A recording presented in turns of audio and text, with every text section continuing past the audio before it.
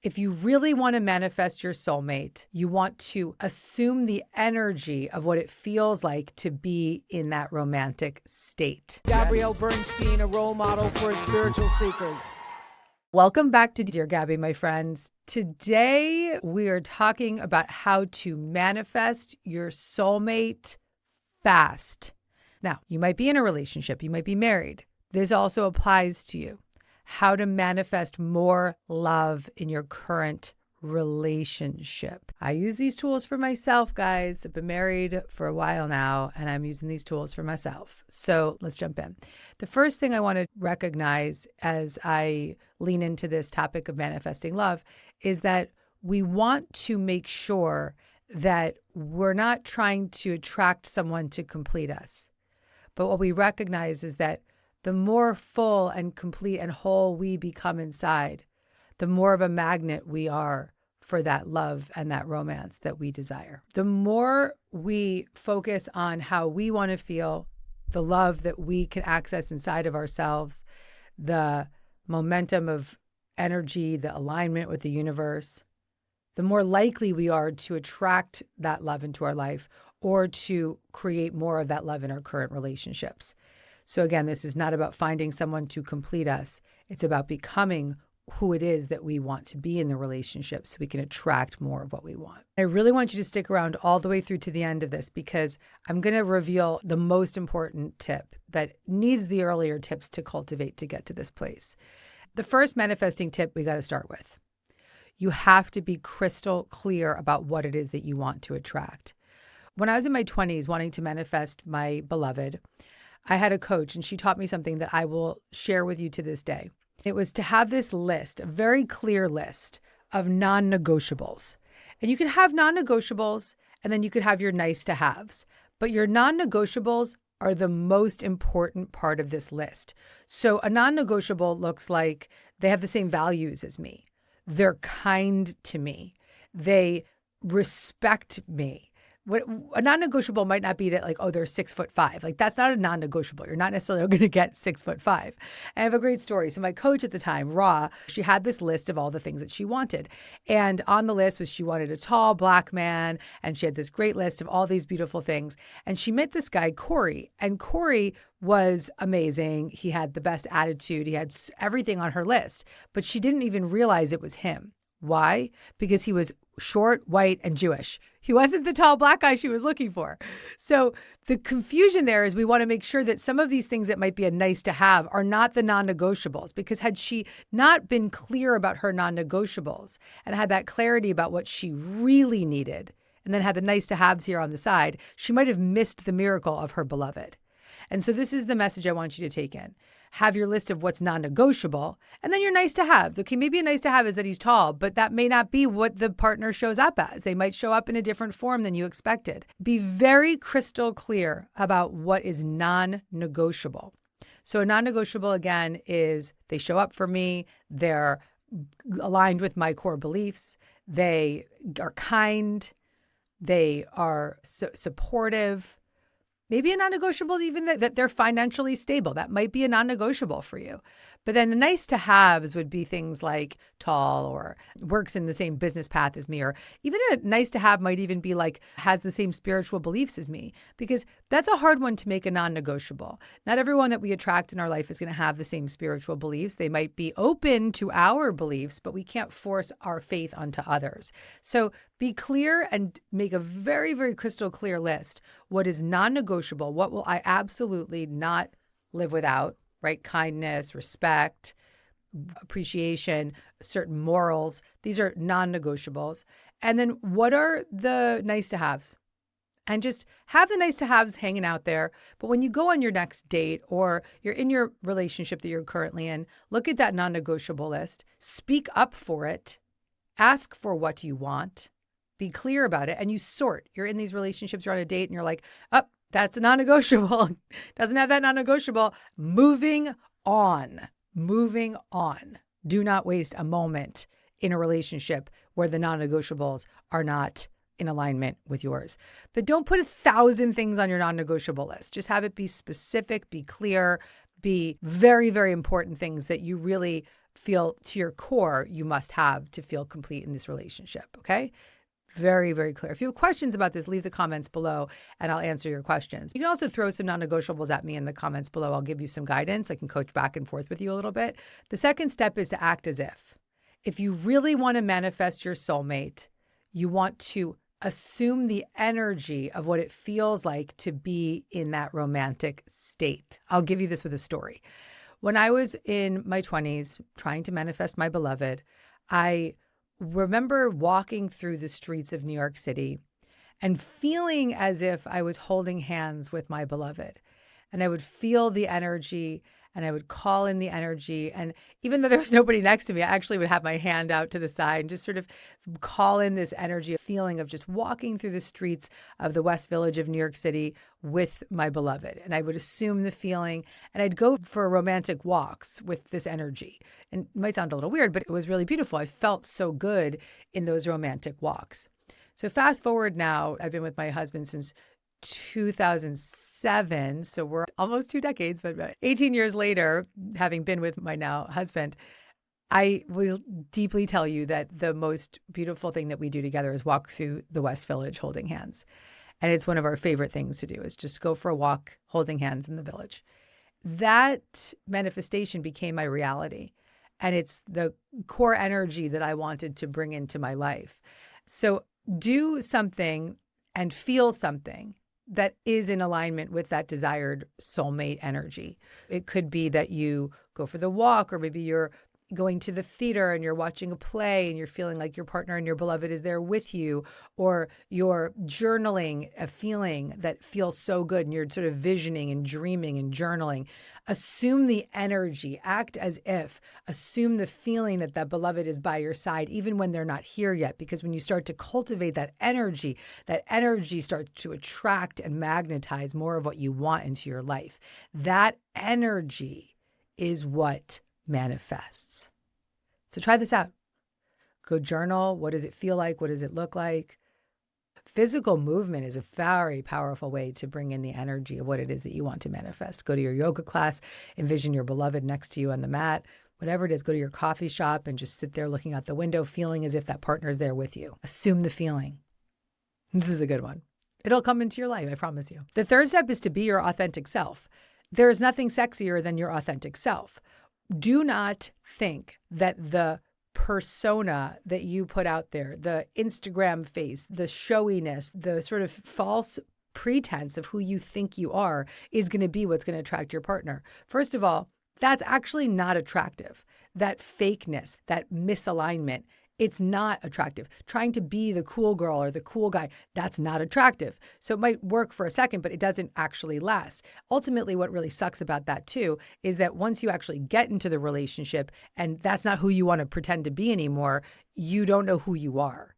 What I realized was trying to be the cool girl really got me into a lot of trouble. It was me overriding myself, my needs, my desires, and not actually being who I really am. Who I really am is goofy and fun and outspoken and loud. And so my husband and I for a few years dated, and then we broke up for a year. And in that year that we broke up, we were friends. And in that friendship, I just started acting like myself. I was just more me. And that's when he really fell in love with me. And that's when I was able to fall in love with him, because we realized, oh, just being ourselves without any of this bullshit is actually what really makes the alignment match. So starting day one, first date, be yourself. Be yourself. Step 4, surrender your timeline. One of the most valuable methods to attracting your soulmate is to surrender the timeline. You might be, the clock is ticking. What am I doing? What's happening in my life? Or I'm in my late 30s, or I'm in my 40s, or where's my beloved? Or even in your 20s. I hear people in their 20s being like, I need my partner now. Okay, chill. My mother got remarried in her 50s and attracted my incredible stepfather, Michael. And that happened later in life. Match.com, people, whatever it might be. You're on your apps, you're on your Bumble, whatever it is. Do not underestimate God's timing, the timing of the universe. Maybe you have a partner for a season because you needed that partnership to help you grow and learn. Maybe you've had a divorce. Okay, you got divorced. What's coming now? There's no end of your season. You could be at any age attracting the beloved that you desire. So F the timeline. Release the timeline. The timeline is making you anxious. It's making you thirsty. It's making you needy. Now, look, I understand we have a biological clock. And by no means am I going to minimize the biological clock, but I really want to make sure that those women out there are not dating from a place of urgency and a place of fear. Because when we're in that place of urgency and fear, or if we're in a relationship and we're trying to force it to become the soulmate, it's not going to work. That forceful nature, that thirsty nature, that needy nature, it's not attractive. It doesn't work. It's not. It's just not sexy. So get rid of your timeline. You can say, thank you, universe, for revealing to me what is of my highest good. Or thank you, universe, for taking this desire and showing me what to do. And trusting that every step along the way is exactly as it needs to be. Even the relationships that fell apart are actually cracking you open to your highest potential. The relationships that brought you to your knees and made you feel most uncomfortable are giving you an opportunity to step into the light of who you're really here to be. Don't underestimate the breakup. Don't judge the shitty relationships. Don't judge the setbacks. Those shitty relationships, those breakups, those meltdowns are cracking you open to the greatest version of yourself. Ask the universe, what would you have me do with this? How would you have me learn from this? And then take the next right action. Step 5 is to become the love you seek. Become the love you seek when you want to manifest more of that romance in your life. We think that we have to get that love to feel complete. The real manifesting tool is to feel good inside and to do the inner work on ourselves so that we become a point of attraction for that love that we seek. This is where I'm going to really recommend my book, Self-Help. This is your chance to change your life. If you're trying to attract a partner into your life, you have to become the greatest beloved to yourself. You must connect to self. Self is the energy of compassion inside, courage, creativity, connection, curiosity, confidence, all that we want in a relationship. That connection, that creativity, that courage, that's what we want to be in a relationship. We have to access that for ourselves.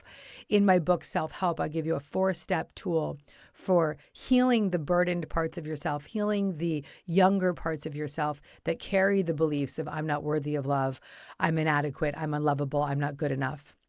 The fastest way to manifest your beloved is to heal those younger parts of yourself inside that don't believe you're worthy of that love. If you want to attract love, go to deargabby.com/self-help and follow those 4 steps. That is the holy grail for realigning with your self energy, which is your greatest source of power when attracting romance into your life. We must heal the inner children inside of us that do not believe we are worthy of love. And as we heal those younger parts of ourselves, we can start to step into the vibrational match of our beloved. So what are the steps? I'll just share them with you. Noticing the belief of I'm unlovable, or I can't attract that partner, or I can't get to the place of love in my relationship. And notice that belief that's blocking you. And the first step is to just choose to check in with that part. Focus your attention inward. The second step is to be curious about that part of yourself. So asking some questions. Where do I feel that feeling in my body? What do I know about it? Does it have any images or thoughts or sensations attached to it? And just spend a moment getting to know with curiosity what that belief is trying to tell you by asking those questions. The third step is to compassionately connect to that belief and that thought and say, what do you need? And you're going to hear these young parts of yourself say, I need to feel safe. I need love. I need connection. And what does it need? It needs your love. It needs your compassion. It needs your connection. These are young little parts inside. And then the final step is just to notice the shift inside. Notice that you feel a little bit more calm and a little bit more connected. And that connection and that calm is what will start to become a new energy. These are just a brief breakdown of the steps. Go to deargabby.com/self-help and read that book cover to cover, or listen to it cover to cover. Trust me, that book has the answers for you. If there's ever a book you could read to help you with your relationships, it's Self-Help. Because if you don't get right with the relationship to your inner children inside, to all the parts of yourself, you're going to carry those burdened beliefs into the relationships that you are trying to manifest. And so maybe you'll attract that partner, but it'll just blow up because of all the unhealed parts of yourself. Do that work and you will absolutely catapult your attracting power. Again, that's deargabby.com/self-help. The link is in the description below. Go jump in there. Do not underestimate the power of those 4 steps. I'm telling you, I use them every single day in my own marriage. Use these tools. The final step is fun. It's to find more romance in your existing relationships. So I learned this early on. We can't expect that romantic partner to give us everything, to be everything for us. So we always are going to have to find that romance in other areas of our life, like in our girlfriends or with your guy friends. So you can go on a long walk with a girlfriend and feel so much connection and feel so aligned, and go on a vacation with a friend and just get into it and just have a good time. That is romantic energy. That is creative energy. That is really joyful energy. That energy is what actually starts to manifest more of what you want into your life. So stop thinking that you have to go out and get that partner, that romantic partner, to feel that energy. You can feel that energy in the creative act of making art, in playing tennis with a girlfriend, in going for a walk with someone, in cooking a meal with a beloved friend. That joy and that romance is sparky energy, and it really has the power to create more sparks in your life, and therefore a ripple effect of energy that begins to attract and align you with what it is that you want to manifest in a romantic partner. So even if you're in a marriage or in a relationship, do more romantic things with your friends. It lets your partner off the hook. Your partner no longer has to be your only source of romance and joy and excitement. You find that in other areas, and you can have a more well-rounded, wholesome relationship. And if you find that in other areas, you put yourself into the point of attraction of manifesting more of what you want. Trust me when I tell you this. And if you really, really, really want to take this attracting to the next level, like massively up-level it, here's my secret. It's my 21-day Trust the Universe challenge. And I say this with full conviction. What we want to do when we attract a soulmate is be the match for the energy that we desire. And the quickest way to heal our energy and align our energy with the energy of joy, the energy of spirit, the energy of creativity, the energy of romance, is to get into that relationship with the universe. I remember there was a period when I was dating where I'd say, God is my boyfriend, and I was really serious. Like I would spend Friday nights meditating and feeling in that energy and starting to feel that relationship of my spiritual connection just made me so attractive in my relationships. I was just kind of dating a lot of people at one time when I was in that vibration. It really makes you quite attractive. So join me, deargabby.com/universe challenge, and you can find the link in the description. deargabby.com/universe challenge. It's 21 days of meditations and practices for aligning you with your spiritual relationship. And that spiritual relationship puts you into the greatest point of attraction for calling in that romantic relationship you desire. Do not miss that one. Best tip I could give you today. deargabby.com/universe challenge. And now use one of these tools. Just go take one of these manifesting methods, share in the comments below which one you're going to start with, and cultivate it for a week, getting into joy, getting into the experience of acting as if, bringing more joy and love into your romantic relationships with your friendships, just using one of these tools, and let these tools cultivate that energy. I want you to report back. Let me know how it goes. Share your miracles. Share your setbacks. This is going to really change the way you approach your relationships, the ones that you want to attract and the ones that you already have. Trust me when I tell you, this is going to help. I love you so much. If you want more coaching, go to the Trust the Universe Challenge. Click the link in the description, or go to deargabby.com/universe challenge. I love you. I love you. Give yourself a hug. Tell yourself you love yourself. Give yourself that joy and that love and that connection that you want today. And expect miracles, my friend. Expect miracles. If you like this video and you want to get more Gabby, check out the next one right over here.